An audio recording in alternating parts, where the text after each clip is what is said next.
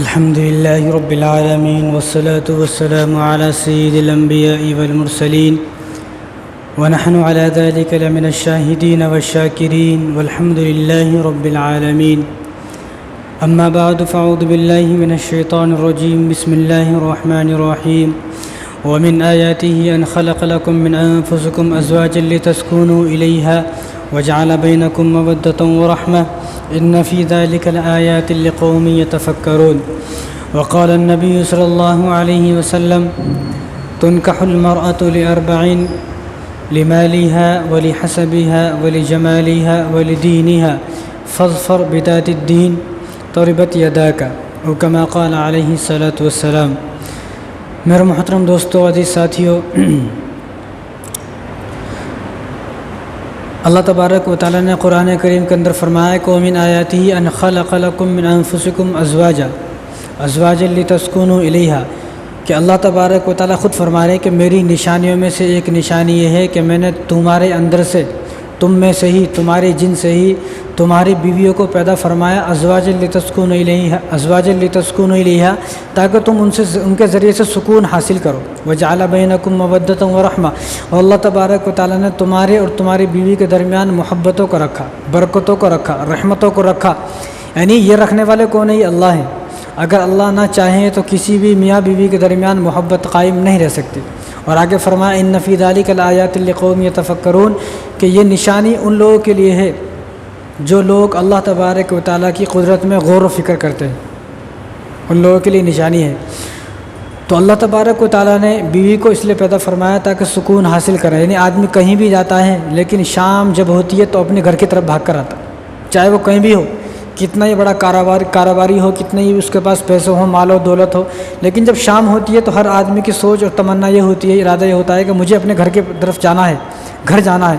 तो जब घर आ जाता है, जब उसको सुकून मिलता है, तो यही घर, जिस घर में आदमी घर की तरफ आए, सुकून मिल जाए, तो इस घर को जन्नत बोलते हैं कि भाई ये घर जो है ना, ये जन्नत है। वरना अगर कोई ऐसी बीवी ले आया कि शादी के बाद भी घर जाना दिल नहीं बोल रहा, तो मालूम ये हुआ कि ये घर जन्नत नहीं है, बल्कि तो दोज़ख है। यानी हर आदमी जन्नत में जाना चाहता है, जहन्नुम में कौन भी जाना नहीं चाहता। तो ये घर वो है जिस घर में आदमी जाना नहीं चाहता, तो समझ ले ये घर भी जहन्नुम है। तो अपने घर को इस तरह बनाए कि जाने में मज़ा आए, घर को जन्नत। अब घर जन्नत किस तरह बनेगा? तो रसूलुल्लाह सल्लल्लाहु अलैहि वसल्लम इरशाद फरमाया कि तुनकहुल मरअतु लिअरबईन, कि औरत से जब शादी की जाती है तो 4 वजह से शादी की जाती है। मैंने पिछले चीज़ में बताया था, उसी बात को लेकर आगे चलना है। तो 4 बातों की वजह से शादी करता है आदमी। पहली बात, हुज़ूर ने इरशाद फरमाया कि ली मालिहा, माल की वजह से, ली जमालिहा, खूबसूरती की वजह से, वली हसबिहा, ख़ानदान की वजह से, और चौथी चीज़ क्या है? वली दीनिहा, दीन की वजह से शादी करता है। तो हुज़ूर ने आगे इरशाद फरमाया कि फ़ज़फ़र बिज़ातिद्दीन, तुम दीन को तरजीह देना, तुम्हारी शादी दीन की बिना पर होनी चाहिए, दीन की वजह से होनी चाहिए। पहले दीन को देखना।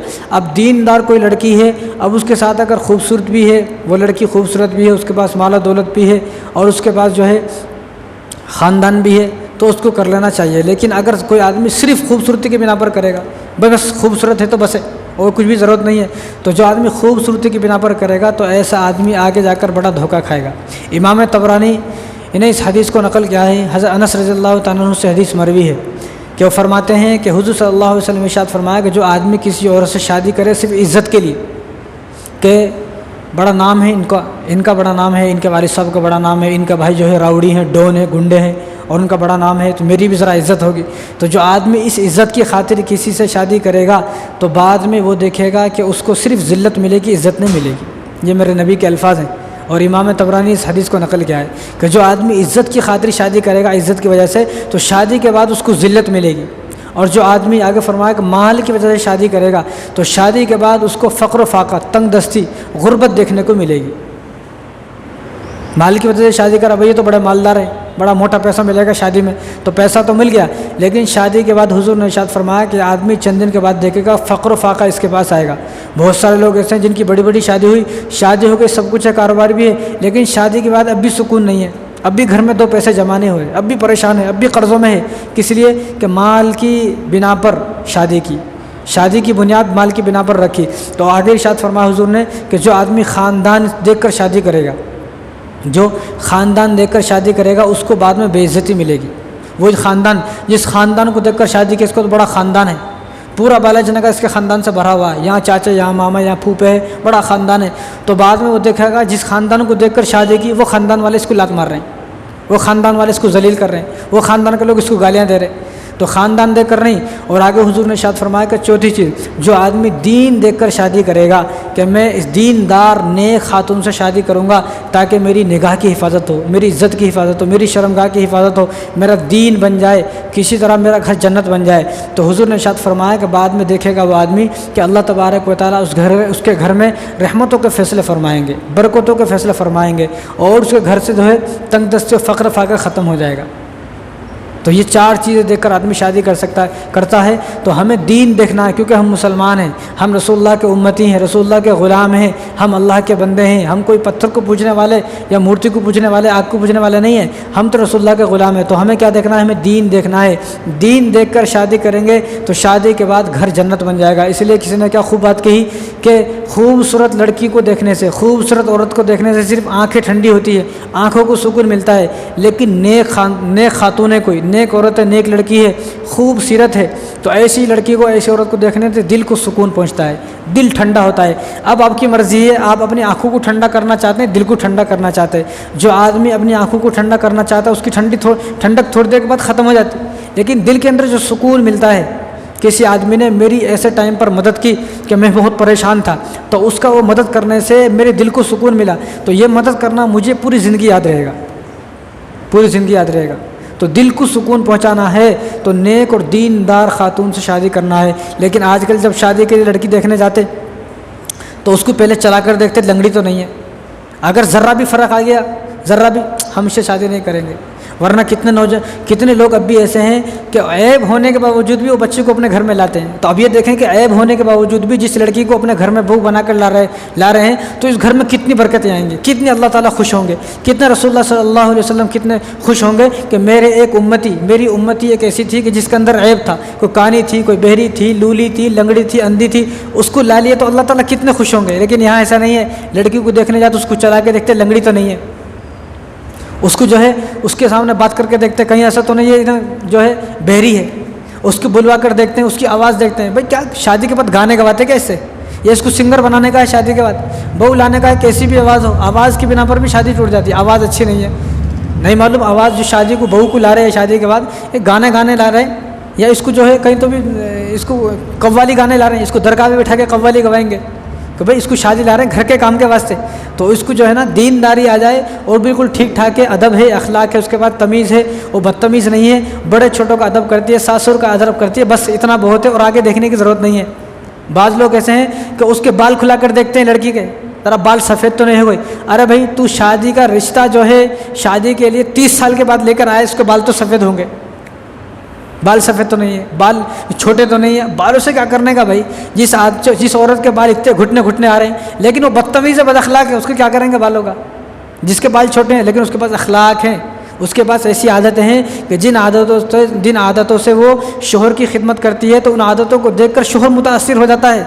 तो अब बाल सफ़ेद हों, छोटे हों, लंबे हों, कानी हो, लूली हो, कैसी भी हो, लेकिन उससे शोहर मुतासिर हो गया, बस ये बहुत बड़ी बात है। और ये सारे काम कौन करते हैं? ये औरतों को अंदर ये आदत है कि बाल खुलवा कर देखना, ये देखना, वो देखना। तो ये चीज़ नहीं, बल्कि सबसे पहले देखना है कि उसके अंदर दीन है कि नहीं है। सबसे पहले देखना है कि हज़रत फ़ातिमा का उसको पता है फ़ातिमा कौन है, हज़रत आयशा का उसको पता है हज़रत आयशा कौन है, उसको हिजाब पसंद है, नकाब पसंद है, बुरखे में रहना पसंद है, पर्दे के साथ ज़िंदगी गुजारना पसंद है कि नहीं है, वो कुरान उसको पढ़ना आता है कि नहीं आता, ये देखना है। ग्रेजुएट है, डिग्रियां हैं उसके पास, तो जॉब है, ला लिए, शादी हो गई, शादी के 6 महीने के बाद दोबारा फिर से तलाक हो गई, या घर जो है जहन्नुम बन गया। कई बार तो डिग्रियां देखकर लेकर आए, अब डिग्री तो आ गई लेकिन लड़की नहीं आई, काश के लड़की देखकर लाते। भाई चाहे वो 10 पढ़ी है कोई बात नहीं, हम लड़की को ला लेते हैं, हमारे को कौन सा कोई घर को ला के उससे जॉब कराने का है, घर का काम कर लिया तो बस है।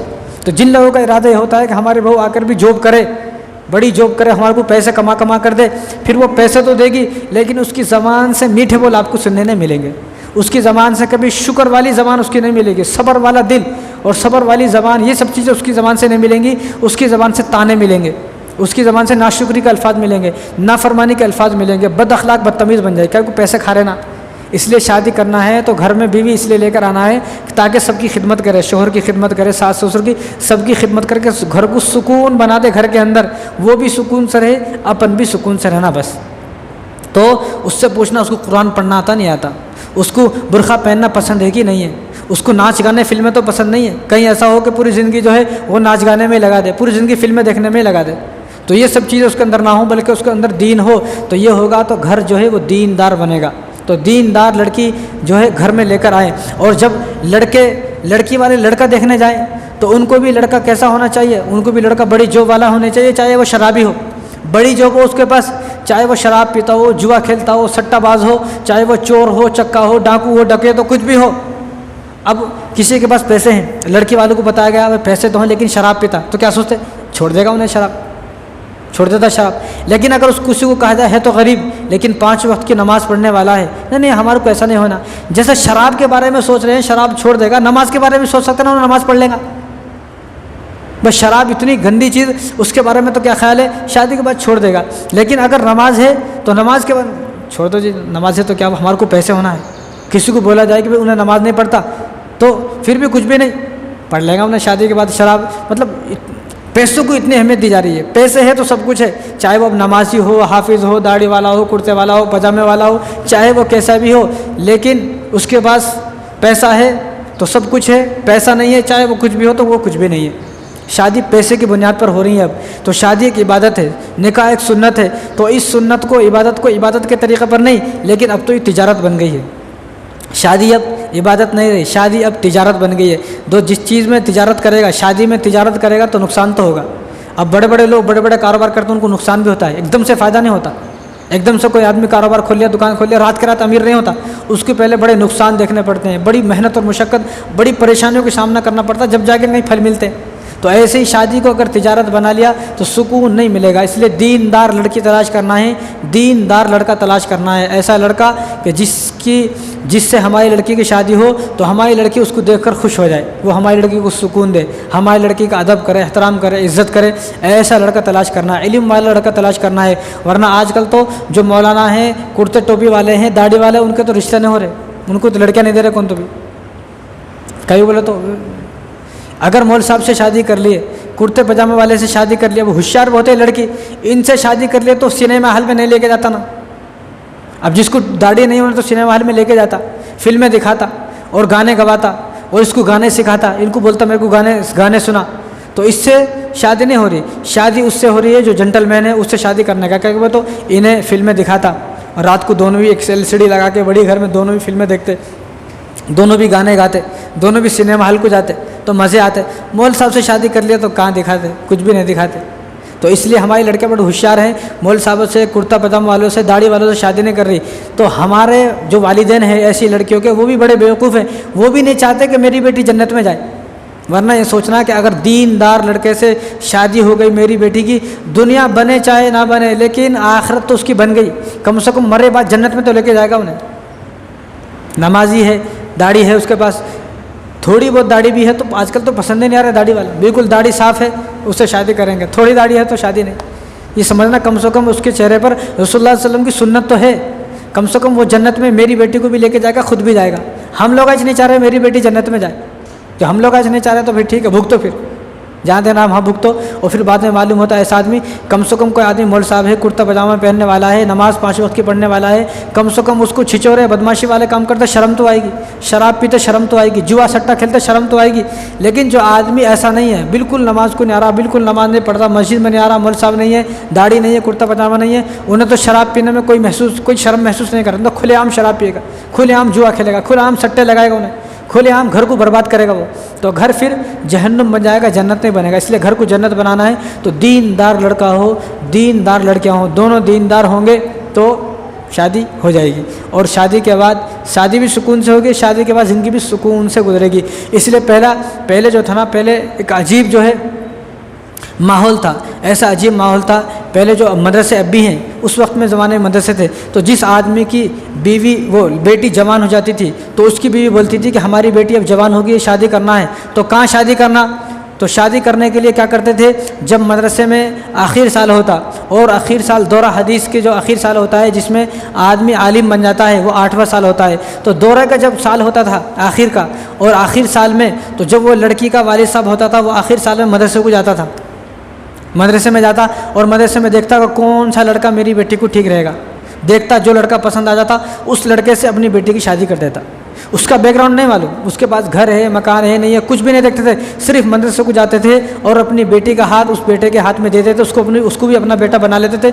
दोनों की ज़िंदगी सुकून से कट जाती थी। लेकिन अब क्या है, अब वो लड़के से पहले हमारे को उसका बैकग्राउंड बताओ, उसका बैकग्राउंड, उसके पास घर है कि नहीं है बड़ा, अपना घर होना 2-3 मंजिला। क्या करते, घर को चाटते भाई।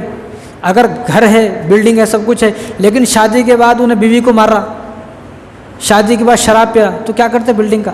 शादी के बाद बच्ची सुकून से रह जाए हमारी, बस यही बहुत बड़ी बात है, चाहे उसके पास घर हो या ना हो।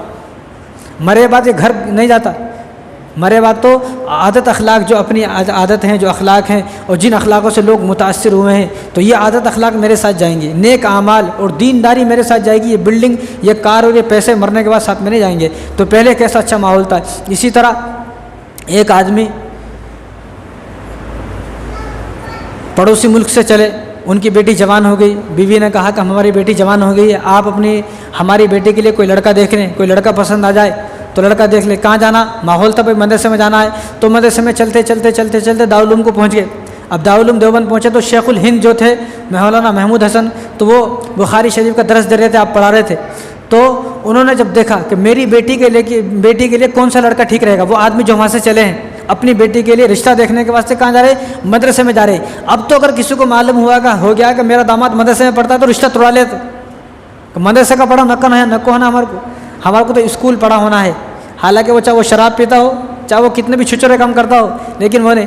तो मदरसे को गए, मदरसे में देखा जब, तो एक बच्चे पर नज़र टिक गई, ये है बच्चा। तो बच्चे को देख लिए, तो फिर शेखुल हिंद से बात किए कि मैं अपनी लड़की की शादी इस लड़के से करना चाहता हूँ। तो उन्होंने कहा कि आप इस लड़के से शादी नहीं कर सकते। क्यों नहीं कर सकते? कि वो कौन थे, वो लड़के कौन थे? वो लड़के वो थे कि जो अकेले इस्लाम लेकर आए थे, वो सिख घराने के थे, वो सिख घराने के लड़के थे और उनका पूरा घराना सिख था, अभी गैर मुस्लिम था, ईमान नहीं ले आए। तो इन्होंने क्या कहा शेखुल हिंद ने, ये तो अकेले ईमान लेकर आए हैं, अभी इनके तो पूरा ख़ानदान अभी ईमान नहीं आए, अकेले आए हैं, बेचारे परेशान होते, वहाँ से भटकते परेशान होते होते यहाँ पर आ गए, यहाँ इल्म हासिल कर रहे हैं हमारे मदरसे में, लिहाजा तुम इनको देखो तो इनके पीछे तो कोई घर नहीं है, ख़ानदान नहीं है, कुछ भी नहीं है। तो उन्होंने ये नहीं कहा कि इसका घर नहीं है, ख़ानदान नहीं है, जॉब नहीं है, तो मैं नहीं दूँगा। उन्होंने कहा कि मुझे इसको ही देना है, मुझे जिसका कोई भी नहीं है, मुझे उसका बाप बनना है। जिसको लोग बेटा कहने के लिए तैयार नहीं है, उसको मैं अपना बेटा बनाने तैयार हूँ। लेकिन अब अगर मालूम हो गया कि बच्ची के माँ नहीं है, बाप नहीं है, ये नहीं है, वो नहीं है, छोड़ देते, फिर करना नहीं है, इससे शादी नहीं करने का है। समझ में नहीं आता। उसके वालिद साहब से क्या करते भाई, उसके वालिद साहब से ज़िंदगी में मुलाकात भी नहीं होती। माँ है तो माँ से तो कभी मुलाकात भी नहीं होती।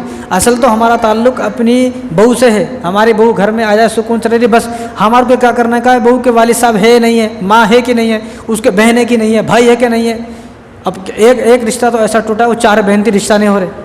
कई बार तो इनकी 4 बहनें ना, इससे शादी कर ली, इसको भी जो है लड़कियां होती, इन्होंने भी 4 बहनें, इसको भी लड़कियां होते, शादी नहीं हो रही। अजीब बात है, वो लड़कियां अगर 4 हो गई तो उसकी गलती थोड़ी है, उसकी क्या गलती है? और तेरे को पहले कैसा मालूम हो गया स्कूल आया तो उसको भी लड़कियां होती?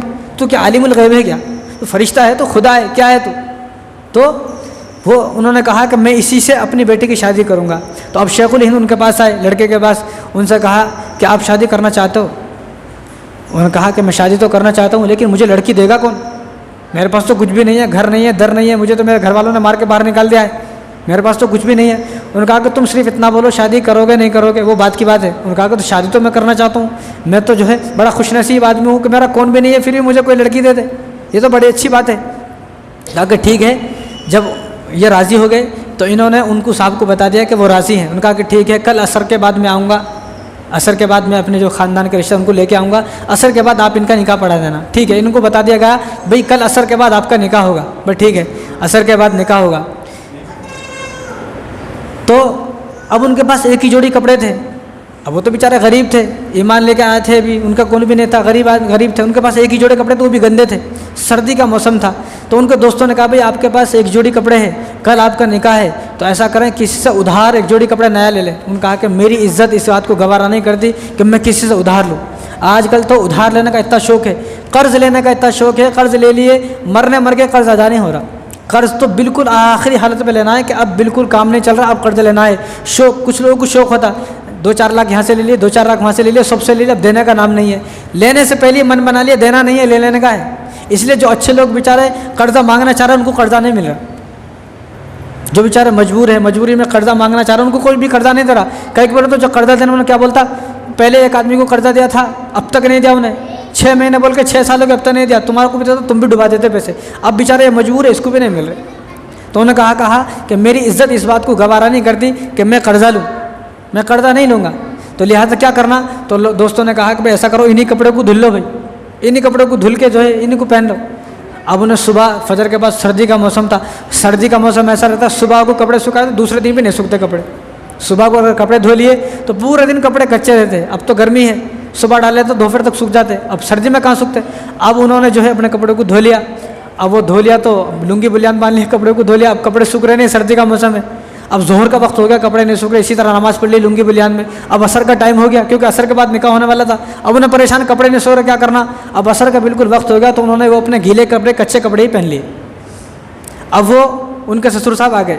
अब ससुर साहब आए तो देखा कल जो कपड़े थे वो ही कपड़े हैं और आज वो कपड़े गीले भी हैं, कच्चे भी हैं। कल भी जो कपड़े थे आज भी वही कपड़े हैं। तो वो समझ गए कि इनके पास एक ही जोड़ा है। तो उन्होंने क्या कहा, उस तालिब इल्म ने, उस बच्चे ने क्या कहा कि मैं अपने ससुर साहब को उस वक्त समझा कि मेरे ससुर साहब भी मुझे उस वक्त समझे जिस वक्त में कुछ भी नहीं था, कि जिस वक्त मेरे पास एक जोड़ी कपड़े थे, वो भी कच्चे कपड़े थे, गीले कपड़े थे, गंदे कपड़े थे, लेकिन उस वक्त मेरे ससुर साहब ने मुझको समझ लिया।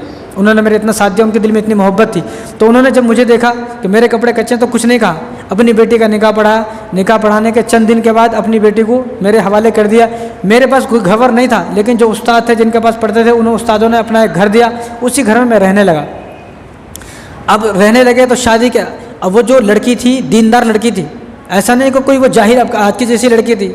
आज की लड़की को तो ऐसा लड़का होना जो शादी के बाद सिनेमा हॉल लेके जाए फिल्म दिखाने, ऐसा लड़का होना जो मेरे साथ फिल्में देखे, जो मुझे गाने सिखाए, खुद भी गाना गाए, मैं भी गाना गाऊँ, मुझको बोले कि फ़लाँ गाना सुना तो मैं भी, ऐसा लड़का जो है लड़की को पसंद है। तो ये लड़कियाँ तकिया नकिया थी, साबिरा शाकिरा थी, तय्यबा ताहिरा थी, पाकिज़ा थी और साबिरा थी, सब्र करने वाली थी। तो इनके घर में खाने को भी नहीं है। शादी हो गई, शादी के चंद महीने के बाद जब ये लड़की अपने घर को गई और लड़की की माँ ने पूछा कि कैसा पाया अपने शोहर को, उन्होंने कहा लड़की के अजीब जुमले। लड़की ने कहा कि मैं समझती थी कि मरने के बाद जन्नत मिलती है, मुझे तो मरने से पहले ही जीते जी जन्नत मिल गई है। क्यों? क्योंकि मेरा शोहर इतना नेक है, सुबह को जब अलिफ लाम मीम शुरू करता है तो शाम होने तक वन्नास तक कुरान ख़त्म कर देता है। इतना नेक है मेरा शोहर, कभी हराम का लुकमा नहीं खाता है, कभी झूठ नहीं बोलता है, कभी किसी गैर महरम की तरफ नज़र उठाकर भी नहीं देखता है। इतना नेक मेरा शोहर है, तो लिहाजा मुझे दुनिया में ही जन्नत मिल गई। अब ये तालिब इल्म कौन है? ये तालिब इल्म है मौलाना अहमद अली लाहौरी। उन्होंने कहा कि जब मैं मौलाना भी नहीं था, अहमद अली, खाली सिर्फ मेरा नाम अहमद था, लेकिन आज मैं एक मकाम मिला, एक मकाम के बाद वो मौलाना अहमद अली लाहौरी। किसी आलिम से पूछ के देखें आप कि मौलाना अहमद अली लाहौरी कौन है, जो सुनेगा उसकी आंखों में आंसू आ जाएंगे। इतने बड़े वक्त के बुज़ुर्ग, इतने बड़े आलिम थे कि मरने के बाद जब इनका इंतकाल हुआ तो इनके इंतकाल के बाद इनकी कब्र से खुशबू आई। जब कब्र से खुशबू आई तो लोग, आज भी लाहौर के अंदर इनकी कब्र है, आप नेट पर सर्च करेंगे तो आपको मिल जाएगा। तो इनकी कब्र से जब खुशबू आई तो लोग इनकी कब्र से मिट्टी उठा कर ले जाने लगे, मिट्टी ले जाने लगे। तो उस वक्त के जो उलमा थे, जो बुज़ुर्ग थे, उनको मालूम हुआ कि भाई अगर इस तरह लोग मिट्टी उठा कर लेकर गए तो मिट्टी कहाँ से लाएंगे भाई, मिट्टी डालते डालते थक जाते। फिर उन्होंने अल्लाह से दुआ की, या अल्लाह हकीकत में यह आपका नेक बंदा है मौलाना अहमद अली, और इसकी कब्र से खुशबू आ रही, बहुत अच्छी बात है, लेकिन आप इनकी कब्र की खुशबू को ख़त्म कर दीजिए। उलमा ने दुआ की कि अगर इसी तरह खुशबू आती रही तो मिट्टी ख़त्म हो जाएगी। तो उलमा ने जब दुआ की, अल्लाह ने दुआ को कबूल फरमाया, उसके बाद उनकी कब्र की खुशबू ख़त्म हो गई। लेकिन उस वक्त के जो बुज़ुर्ग थे, जब उन्होंने दुआ की और दुआ के बाद उन्होंने रात को ख्वाब में देखा कि आप जन्नत में थे, मौलाना अहमद अली लाहौरी जन्नत में थे। पूछा कि आप जन्नत में क्यों? कि अल्लाह ने मरने के बाद मुझे अपने सामने खड़ा किया, भाई अहमद अली खड़ा हो जा। तो मैं अल्लाह के सामने खड़ा हुआ तो काँपने लगा, यूँ काँपने लगा, रोने लगा। और अल्लाह ने उनसे कहा कि भाई दुनिया में तू इतना क्यों रोता था? क्योंकि वो दुनिया में हमेशा रोते रहते थे, अल्लाह ताला के अजाब से, अल्लाह के डर से रोते रहते थे। हमारे को तो रोना ही नहीं आता, हमारे को रोना कब आता? फिल्में देखकर रोना आता, ड्रामे देखकर रोना आता। यहाँ कोई आदमी अगर अपनी ज़िंदगी की हकीकत किसी को बताए रोकर, तो लोग क्या बोलते हैं? ड्रामा है। और जब ड्रामा देखते टीवी में जब रोना आता है, जब क्या ड्रामा था भाई, क्या वो कहानी थी, क्या स्टोरी थी। इन्हें रियल स्टोरी सुनाया, अपनी ज़िंदगी की हकीकत सुनाया, तो क्या बोल रहा है, सब ड्रामा है इसका भाई। और यहाँ ड्रामा देखकर उसको हकीकत समझ रहे, और वो हकीकत में रोते थे, हकीकत में रोते थे अल्लाह के अजाब से, अल्लाह के डर से। तो अल्लाह ने पूछा कि भाई अहमद अली तू इतना क्यों रोता था, कितना इतना दुनिया में क्यों रोता था। उन्होंने कहा कि अल्लाह मैं आपके डर की वजह से रोता था। तो अल्लाह ने क्या फरमाया कि ठीक है, तू मेरे डर की वजह से रोता था ना, तो ठीक है, उसी डर की वजह से जो रोता था उसकी देख कर ही मैंने तुझे माफ़ कर दिया, जन्नत में जा। और फिर फरमाया आगे कि इतना ही नहीं, बल्कि जिस कब्रिस्तान में तू दफन है, आज तक जितने मुर्दे इस कब्रिस्तान में दफन है, हमने तेरी बरकत से उन कब्र जितने भी लोग हैं, जितने भी लोग कब्रिस्तानों में दफन है, कब्रों में मौजूद हैं, उन तमाम की भी तेरी बरकत से मग़फ़िरत फरमा दी। उन एक आदमी ये है मौलाना अहमद अली लाहौरी। तो इनके ससुर साहब ने किस तरह शादी की, सिर्फ दीन देखकर शादी की, मदरसे में भाई ये दीनदार है, ठीक है, ऐसे शादी कर देते हैं।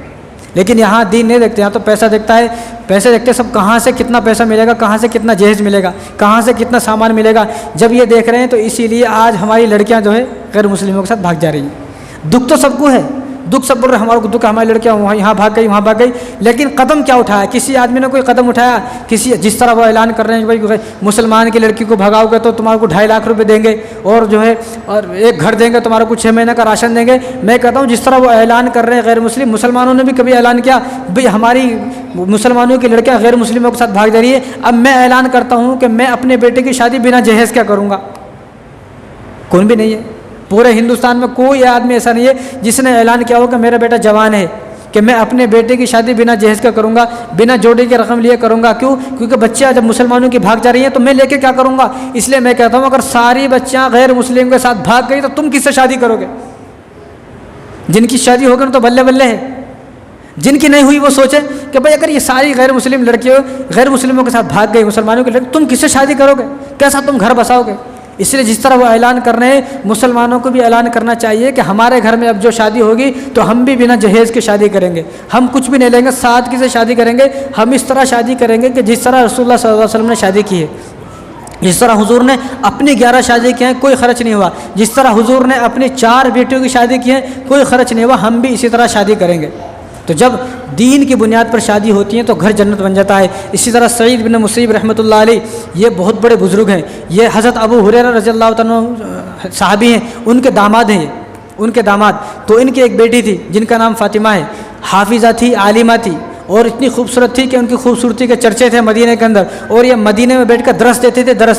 सहाबा के इतने बड़े बुजुर्ग थे, सहाबा के होते हुए भी इनके दस्तखत लेने पड़ते थे। अगर किसी सहाबी ने दस्तखत कर दिए, इनके दस्तखत अगर फतवे पे नहीं हुए तो उस फतवे को कोई भी नहीं मानता था। सहाबी के दस्तखत होना, साइन होना, इनके भी साइन होना, फिर लोग फतवे को मानते थे। फतवा इतने बड़े बुजुर्ग। और इनकी एक बेटी थी फ़ातिमा, बड़ी खूबसूरत थी।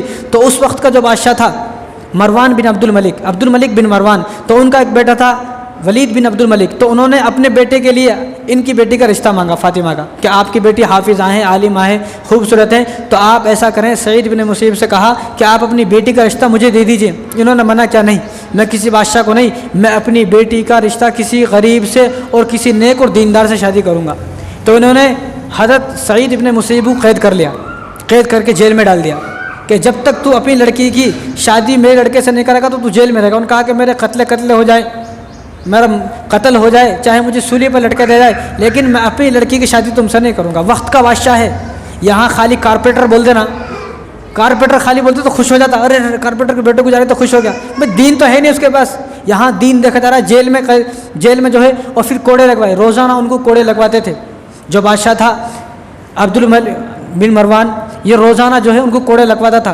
जब कोड़े से भी नहीं माने, फिर कहा इनको ठंड में, जब ठंड का मौसम, सर्दी का मौसम आ गया, तो इनको बाहर खड़ा किया जाए और इनको ऊपर ठंडा पानी डाला जाए।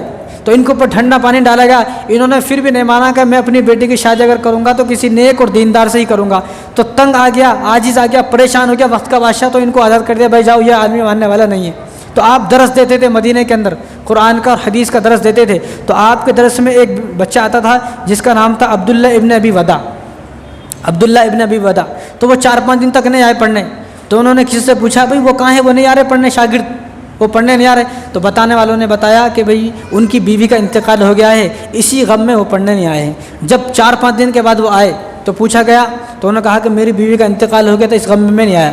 तो अब दोबारा शादी करने का इरादा है? ये पूछ रहे हैं कौन? सईद इब्न मुसय्यब पूछ रहे हैं दोबारा शादी करने का इरादा है? उन्होंने कहा कि हज़रत दोबारा शादी करने का तो इरादा है, लेकिन मुझे कौन अपनी बेटी देगा, कौन मुझसे रिश्ता करेगा? उन्होंने कहा कि तुम्हारा इरादा है या नहीं है, तुम ये बताओ। का इरादा है, ठीक है, आज शाम में तुम्हारा निकाह पढ़ाने वाला हूँ। अब वो खुश हो गए, उनको नहीं मालूम था किससे निकाह पढ़ा रहे होंगे कि नहीं मालूम।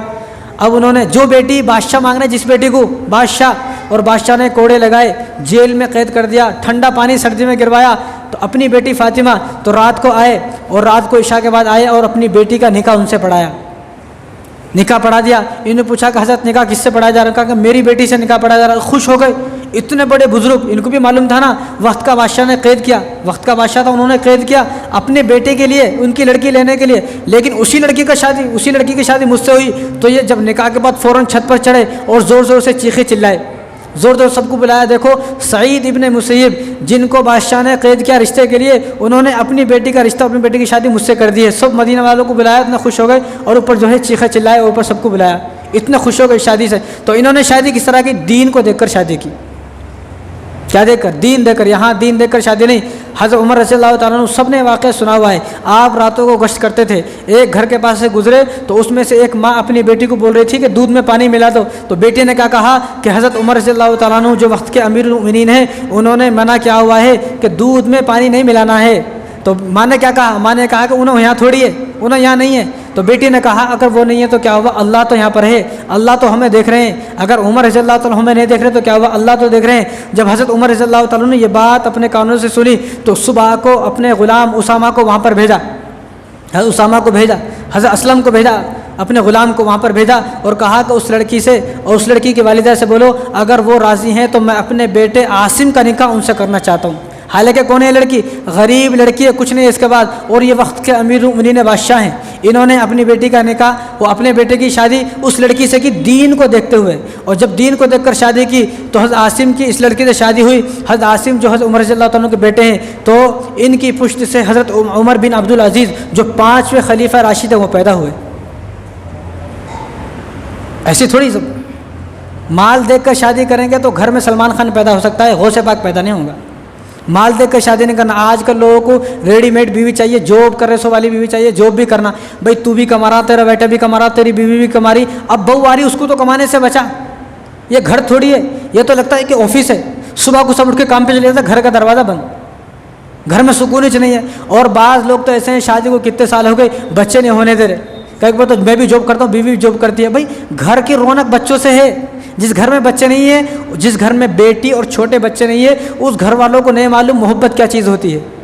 जिस घर में छोटे छोटे बच्चे होते हैं वो बदमाशी करते हैं। छोटा बच्चा कभी गिलास गिरा रहा, कभी बर्तन तोड़ रहा, कभी नुकसान कर रहा, कभी कुछ कर रहा, तो उससे वालिद साहब को कितना सुकून मिलता है, ये वही समझ सकता है जिसके बच्चों ने काम किए हैं। इस तरह मैं कहता हूँ कि बच्चों से अगर कोई गलती हो जाए, गिलास विलास तोड़ दे घर में, तो उनको डांटना नहीं, उनसे लड़ना नहीं, ये सोचना कि भाई इस चीज़ की उम्र इतनी ही थी। फ़ोन है, बच्चा फ़ोन तोड़ दिया तो बच्चों को मारना नहीं, बल्कि ये सोचना कि भाई ये फ़ोन मुझसे भी टूट सकता था ना, या ये सोचना कि इस फ़ोन की इतनी ही उम्र थी। हर चीज़ की एक उम्र होती है भाई, हर चीज़ की उम्र है नहीं है। ये माइक है, कब तक चलेगा इसकी एक उम्र है, जब इसकी उम्र ख़त्म हो जाएगी ये ख़राब हो जाएगा। मेरी भी एक उम्र है, मैं कब तक बोल रहा हूँ? जब तक मेरी उम्र है, जब तक मैं बोल रहा हूँ। मेरी उम्र ख़त्म, मैं भी। आप यहाँ पर बैठे हैं कब तक? जब तक आपकी उम्र है। जब आपकी उम्र ख़त्म तो आपकी जगह यहाँ पर नहीं रहेगी, कब्रिस्तान में रहेगी। इस इमारत की, घरों की, सब चीज़ की एक उम्र है, तो हर चीज़ की एक उम्र होती है। तो ये सोचना कि मेरे बच्चे ने जो नुकसान किया है उसकी उम्र आज इतनी ही थी, बस उसकी उम्र ख़त्म हो गई, आज टूट गया, ख़त्म। तो बच्चे, अब क्या समझाएं ऐसे लोगों को? तो जब तक शादी के बाद फ़ौरन सबसे पहले बच्चे होने चाहिए। तो जब घर में मोहब्बतें पैदा होंगी, दीन पैदा होगा, और घर में रौनक पैदा होगी, घर में जो है एक दूसरे से मोहब्बत, बीवी से मोहब्बत, सबसे मोहब्बत पैदा होगी। वरना ये घर नहीं, घर वही ऑफिस बन गया है। जिस तरह ऑफिस को लोग आते दरवाज़ा बंद करके रात को सब चले आते, ये घर भी वैसे ही है। रात को आए, सब सो गए, खा लिए, सुबह को सब चले गए। ये घर कहाँ है? तो ऑफिस है, इसके बाहर लिख देना ये भी ऑफिस है, ये भी दुकान है। तो घर में शादी के बाद बच्चे होने चाहिए, और बच्चों से कोई नुकसान हो जाए तो कोई बड़ी बात नहीं। तो शादी जो है ना, सबसे पहले दीनदार लड़की से शादी करें। दीनदार लड़की से शादी करेंगे तो घर जन्नत बनेगा। अगर पैसा देखकर शादी की है तो घर शादी के बाद जहन्नुम बन जाएगा।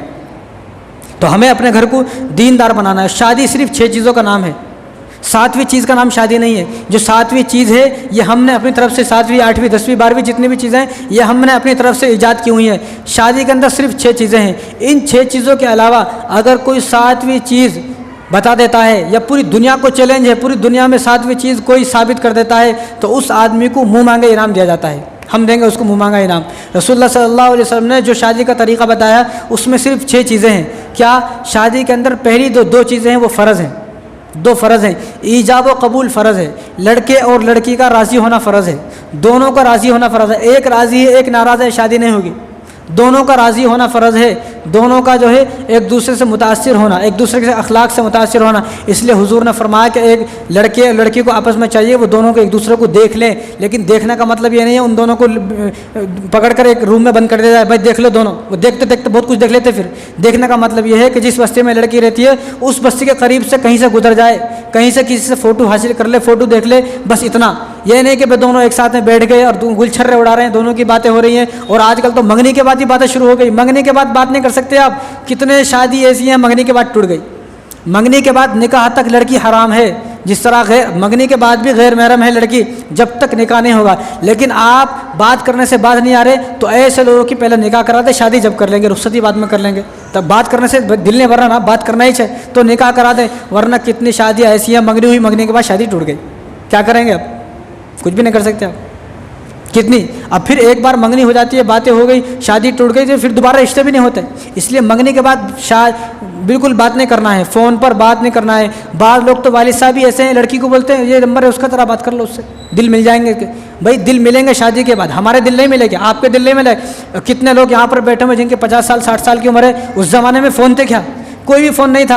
बिना फ़ोन के मंगनी हुई, शादी हुई और घर बसा कर दिखाई नहीं दिखाए। यहाँ घर टूट रहे मंगनी के बाद। तो मंगनी के बाद शादी, मंगनी के बाद शादी तक, जब तक शादी ना हो, निकाह ना हो, लड़के लड़की आपस में कोई बात नहीं कर सकते। बिल्कुल नाजायज़, हराम है, ये गैर महरम है उसके वास्ते।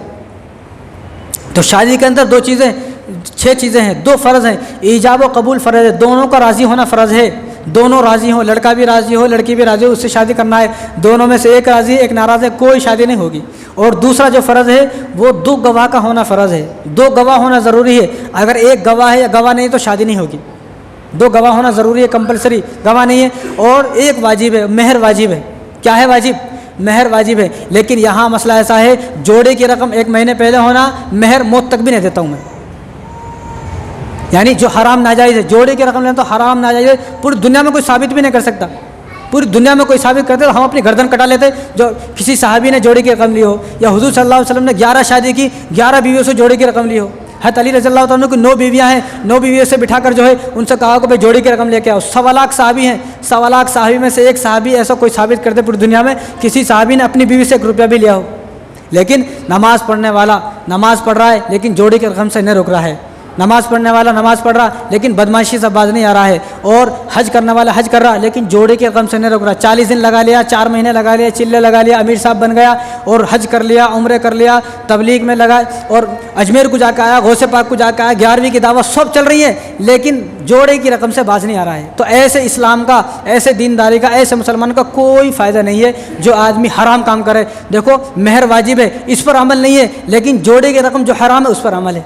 तो आपका घर शादी के बाद जन्नत नहीं बन सकता है, हरगिज़ नहीं बन सकता है, क्योंकि आपने बुनियाद अल्लाह को नाराज़ कर, अल्लाह को नाराज़, सबको राज़ी किया लेकिन अल्लाह को अपनी शादी में नाराज़ कर दिया। इसलिए मैं कहता हूँ जिस घर में शादी हो पहले घर वाले बैठकर फैसला कर लें कि हम लोग मुसलमान हैं, हिंदू हैं, हम लोग ईसाई हैं, क्रिश्चियन हैं, बुद्ध है, जैन है, पारसी हैं, हम लोग आखिर है कौन, पहले ये बैठ के फैसला कर ले। जब आप फैसला कर लोगे तो आपका फैसला क्या होगा? आपका फैसला होगा कि अल्लाह का शुक्र है हम लोग मुसलमान हैं।